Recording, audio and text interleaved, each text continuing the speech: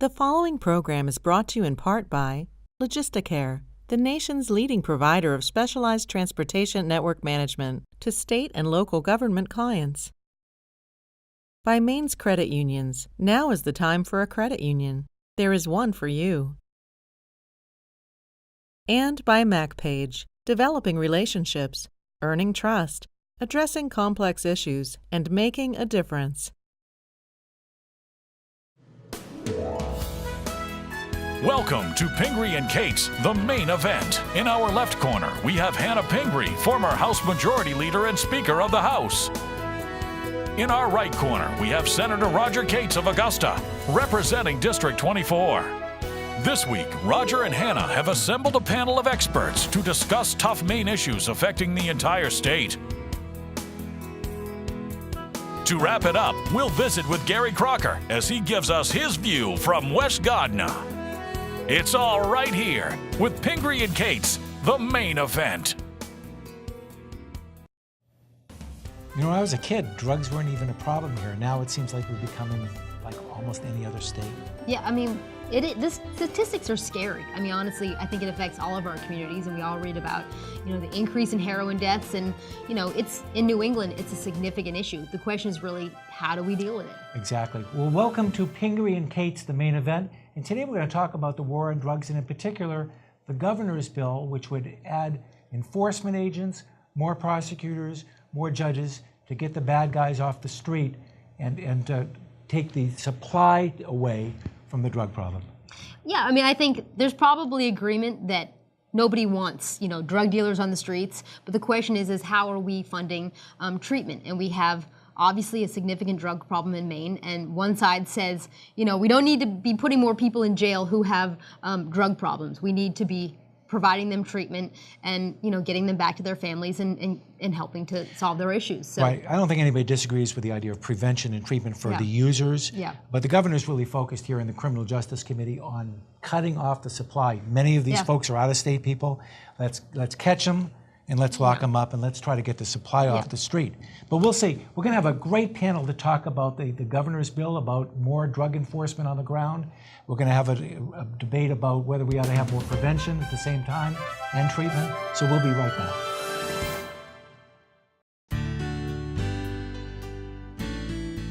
At MacPage, we believe in developing relationships, earning trust, addressing complex issues, and making a difference. We enjoy the people we serve and care about the work we do, providing integrated accounting, consulting, and tax services to our clients throughout New England and across the country.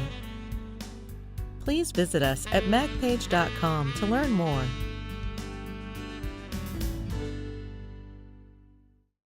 The trend is clear. More Maine people are joining credit unions. The reasons are clear. Credit unions offer something different from banks: true financial value, loan rates that are usually lower, products and services with low fees or none at all. That's because credit unions are owned by their members, people just like you, who create a community that welcomes you wherever you are in life.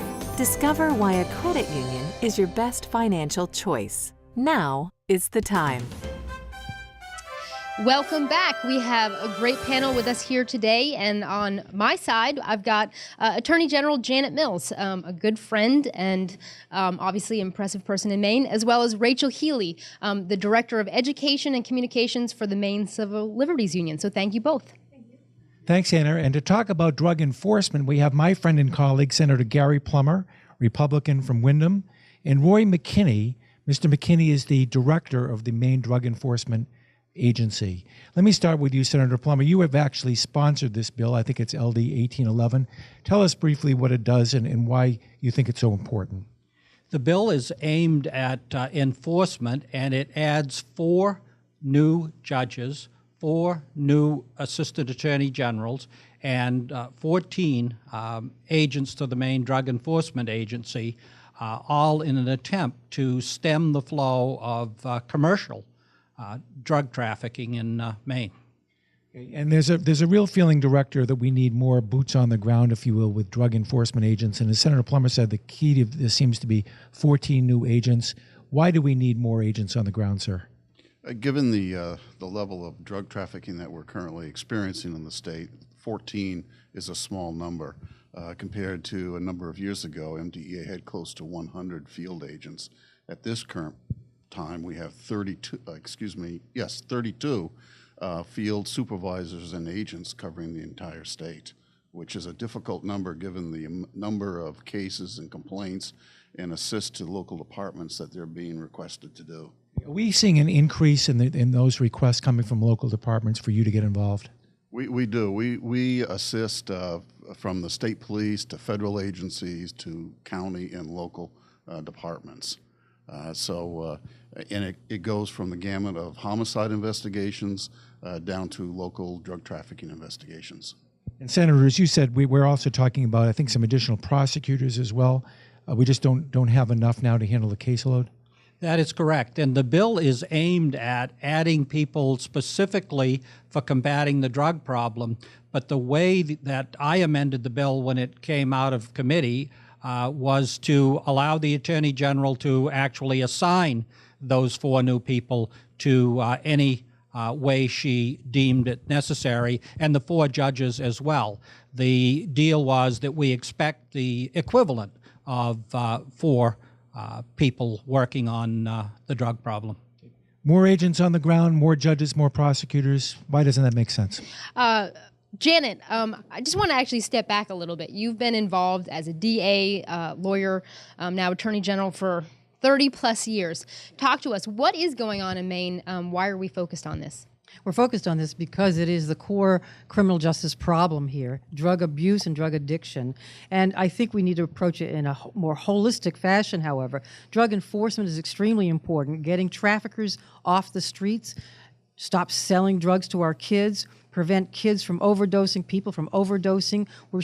We saw 163 drug-related deaths last year, 2012 rather, and that's a huge number of deaths. We saw 927 drug-affected births, infants, last year as well. This is a social and criminal justice problem, but we also have to address it in a holistic fashion, dealing with treatment and substance abuse, recovery centers, and that kind of thing. I'm happy to increase the numbers of drug prosecutors. I have 6 full-time positions in my office dedicated to prosecuting major felony drug cases across the state. We can always use more. Great. Rachel, so the Maine Civil Liberties Union has significant concerns with the governor's bill and even the bill that came out as amended. Tell us why and the details behind that. Sure. Well, at this point, it's a pretty well-known fact that the United States has 5% of the world's population, but 25% of its prison population, with a lot of people who are under correctional control. Even here in Maine, where we have a relatively low incarceration rate, there are still about 10,000 people under some form of correctional control. And a lot of them are there for drug arrests. And this comes at a huge cost to our communities, to families, and to individuals. If the last 40 years have taught us anything, it's that the war on drugs is a failure. We keep arresting more people, but the demand for drugs is still there. So we believe it's time for a new approach, and we should take the limited resources that we have and reinvest them in treatment and prevention programs that we know are more effective. And there was just a new poll out today about that. Tell us a little bit more about that. That's right. I think it came out yesterday, actually. There's a new Pew poll that shows that 67% of Americans believe that it's a better approach to use treatment and prevention to deal with drug users rather than arrest. Great. Janet, one more question for you before we go back to the other side. No, you two are on the same side. No, but there are a lot of shades of this issue. And actually on that, you know, we're talking, Maine is very similar to Vermont, and both governors have selected this as a top-tier issue, but taken really different approaches. Just in a couple quick seconds, what is the difference between Governor Shumlin and Governor LePage's approach? Governor Shumlin is putting millions of dollars behind treatment and including immediate recovery efforts when somebody's arrested for drug trafficking or drug use. When they go into the court system, they're immediately reviewed for diversion programs. But you've got to have the community resources to back up drug courts and veterans courts and the regular courts when somebody is on probation or out on bail with conditions to get treatment. If you don't have the treatment there, you can't do that. And we've lost funding for substance abuse treatment programs. Crossroads for Women, for instance, lost $300,000 in Medicaid from the state last year and is closing its doors to Maine care recipients. So those are important aspects of the problem, too. Great. Thanks, Hannah. Senator, we just heard about the importance of prevention and treatment. I know that you agree with that, but what did you hear in the public hearings that led you to conclude that we're really not putting enough effort into enforcement at this point, and that is getting the bad guys off the street, the dealers? Well, and as you said, I'm not opposed to treatment. Treatment actually would come through the Human Services Committee rather than the Criminal Justice Committee, and that's why I favored a bill that only contained enforcement. And from the enforcement issue, if we don't stem the trade, if we don't stem those drugs coming into the state, and we're talking about commercial dealers, we're not talking about users, and that's not who this bill is aimed at going after, but we're talking about stemming the flow of commercial drug dealers into the state. And if we don't stem that flow, we'll never be able to offer enough treatment for the people who need it. So it's a supply issue as opposed to a demand issue. We want to cut off the supply. Director McKinney, you've heard it said that the war on drugs is a failure and that we really should be putting our resources into prevention and treatment. I know you've got some problems with putting all those eggs in that basket, don't you? I do. Treatment is important. Prevention is extremely important, and those are the resources along with enforcement that's important in dealing with the issue of substance abuse. If we do not have enforcement, in our office, we're focused on the trafficker as opposed to those that are in possession. But if the law enforcement is not there to stem the flow of the traffickers, what will our communities look like? And the other side of that is I'm getting calls, all our task force officers are getting calls from citizens saying, with information about a drug trafficker in their neighborhood, they want something done about that because it's impacting their quality of life. Many times we're not talking about Maine people when we're talking about traffickers. We're talking both. There are folks that are in Maine residents that are trafficking, but what we've seen is a tremendous increase in the number of those from out of state, organized drug gang trafficking groups that are moving into the state and setting up shop, establishing markets in order to bring the heroin, pills, and crack cocaine into our neighborhoods. Great. Well, Hannah, we're going to come back and talk more about this right after the break. Great. Enforcement, getting the bad guys off the street, prevention and treatment on the other side. We'll be right back. Now is the time. If you're ready for a home loan or a home repair, if you want to get behind the wheel of a new vehicle, make it happen with a visit to your local Maine credit union. For low loan rates, great terms, and decisions made locally. Everything feels right about a credit union, starting with people who are always willing to work with you. If you want a better way to borrow, join a Maine credit union, your best financial choice. Now is the time.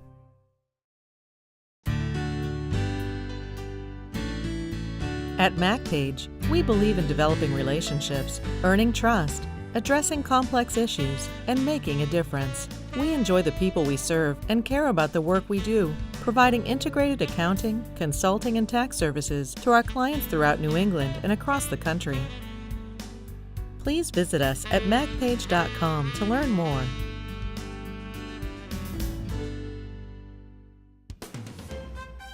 And welcome back to Pingree and Katz, the main event. Madam Attorney General, the drug court portion of the governor's proposal really is directed at treatment as much as enforcement, isn't it? Tell us about the drug courts and how well they've been working. Sure. There isn't much narrative in the governor's bill, but I assume it's addressed to drug courts. The drug courts are very intensive. They take a lot of time and effort on the part of prosecutors, defense attorneys, probation officers, treatment personnel, and judges. The most successful ones are the ones who put hours and hours into this effort every week, and they involve intensive supervision of an individual who's may be charged with drug trafficking or may be charged with robbery or burglary or some other offense that is related to their drug use or drug trafficking. So we try to keep them in drug court as long as possible and in an intensive supervision. They get tested routinely and randomly to make sure they're not using. There's a there's a dropout rate there too, but the ones who are successful, we applaud them, and we feel we've saved millions of dollars in state resources by putting people through the drug courts and taking them away from the life of crime and drugs that they had been involved in. Right. It seems to work really well. I think it's directed more at the user than the trafficker as well. Yeah, or the person who commits other crimes, but drug-related crimes. Now, let's talk about the Maine Civil Liberties Union and its position. And I understand the United States has a larger percentage of population in prison than other countries. I don't think any of us are proud of that. But when we're talking about the commercial traffickers, the folks who are coming into our state from out of state, and don't we want to be locking them up and sending a message that you come to Maine, you try to sell drugs to our kids, you're going to get in prison? Yeah, look, obviously there's a place for law enforcement in every community, and we are grateful for the work that law enforcement does to keep us all safe. But as long as there's demand, there's always going to be supply. And what we've seen here is a bill that proposes to spend $3 million on more enforcement, but makes no mention of treatment or prevention. So, that's where we're coming at this. The governor says that he also supports treatment and prevention, but we've seen no sign of that. I listen to Mr. McKinney. He's not talking about going after the users. He's talking about the buyers. He's talking about going after the sellers. If we don't do that, are we going to see a continuation of commercial drug trafficking coming into our state?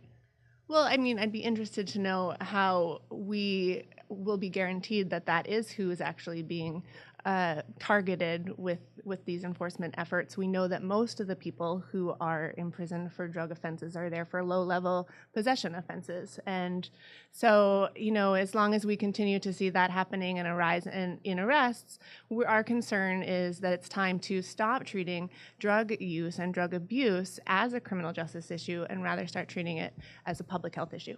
Thanks. Hannah? Great. Well, I'll take the first question to Roy. Along those lines, talk to us a little bit about the kind of statistics the MDA has now in terms of drug arrests, and how do you answer the point that Rachel just had about making sure that we are not, going after people for simple possession, but attacking the larger problems? All right. Last year, MDEA affected 645 drug offense arrests. Of those, 99% were felony arrests. Surely there are some possession cases within there. I believe it works out to 25% possession, 75% trafficking. But when the task force groups are conducting an investigation, in their investigation, they're going to sweep up people that are in possession. When they get effected a search warrant, there are 4 or 5 people there. You're going to get the trafficker, and you may also get the folks in possession. But that's not our focus. Our focus is on the investigation, on the trafficking investigations, because our focus is to disrupt that supply, and disrupt that supply for 2 reasons.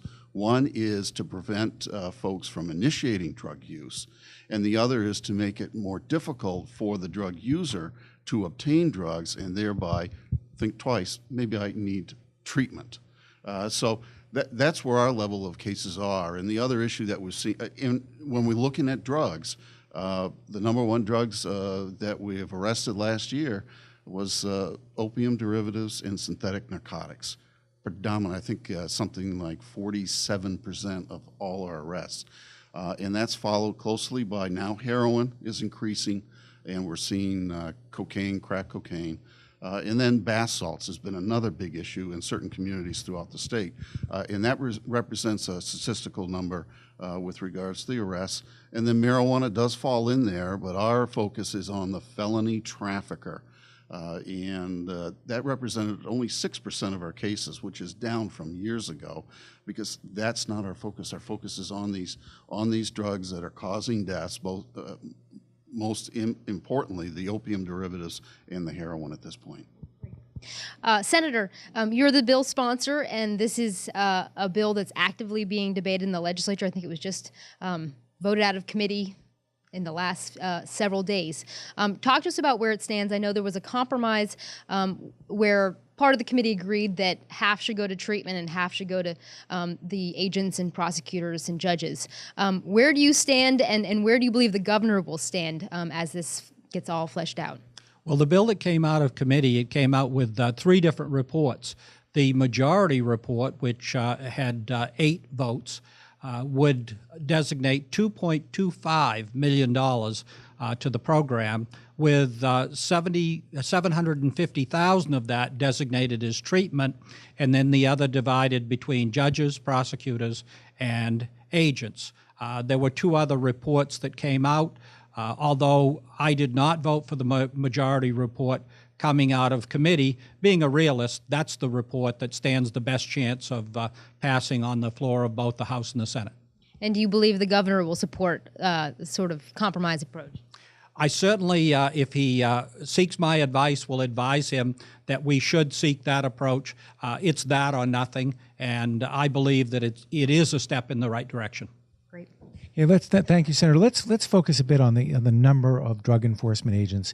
I know there's no formula that tells us what to do, but as we've heard from the director, we're a fraction of the number of agents we used to have.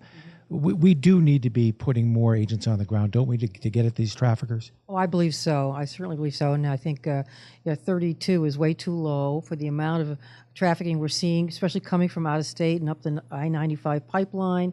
Every week, we're seeing huge drug busts on the coast this last weekend, heroin and oxycodone and methamphetamine busts. They're getting to be almost routine headlines in our newspapers.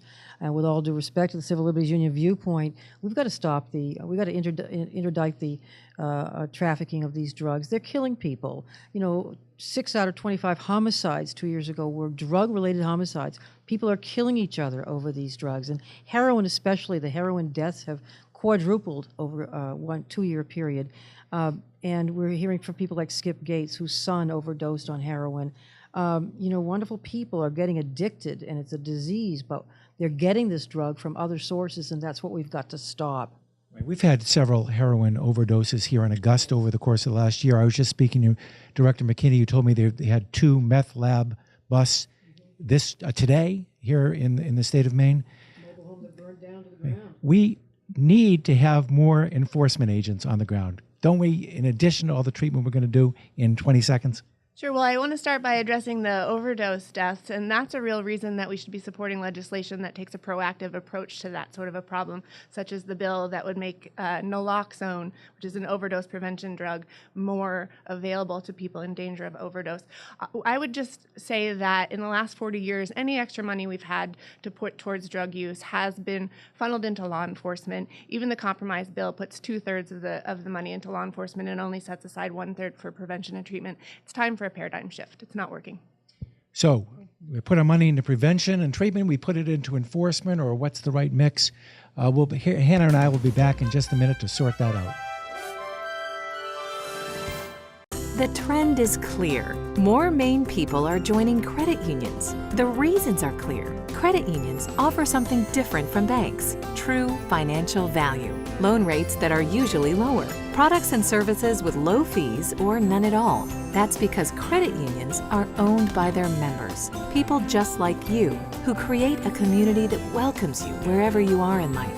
Discover why a credit union is your best financial choice. Now is the time.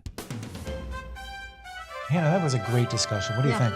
I think it was excellent. I think you really saw the full spectrum. I think you have Janet Mills sort of in the middle. She's the Attorney General of Maine. She sees that we need more enforcement, we need more prosecutors, but we also need more treatment. And under this governor, we've cut treatment. And obviously the Maine Civil Liberties Union had significant issues. They feel, more DEA agents means more people in jail, and that's not the direction we want to go. Yeah, we sure have problems. So I think I've heard recently we have the #1 state in the country for abuse of prescription drugs. We've got hundreds of babies being born drug addicted. We've got heroin on the street and prescription drugs, as we said.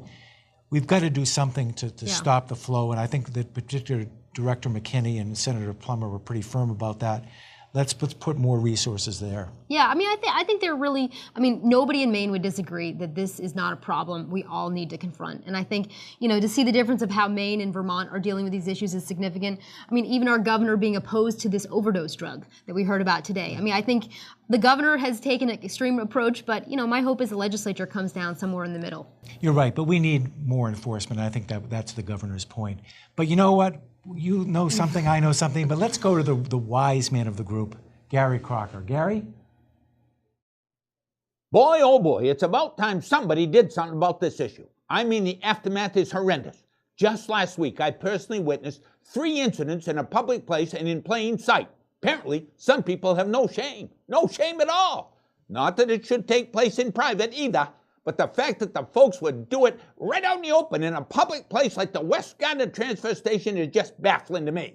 My brain trust is 100% behind anyone who'll step up drug enforcement or anything of the kind. I mean, Chester, Mert, Willie, and I got right after the fellow that drug his boy out of his pickup truck to help throw trash into the hopper. The boy should have stepped up on his own, but being drugged out of that truck, that ain't the answer. Yeah, we're 100% behind the governor on this one. There's no room in the state of Maine for this type of abuse. No more drugs. We can't only count on Gary for a new spin on an issue. We can actually come up with a new way to even understand the term. So he's a new interpretation from Gary Crocker. It's a different language down in West Gardner for sure. Well, thanks to a great panel of guests, and thanks to you for watching Pingree and Katz, the Maine event. We'll see you next time. This program has been brought to you by Logisticare, the nation's leading provider of specialized transportation network management to state and local government clients.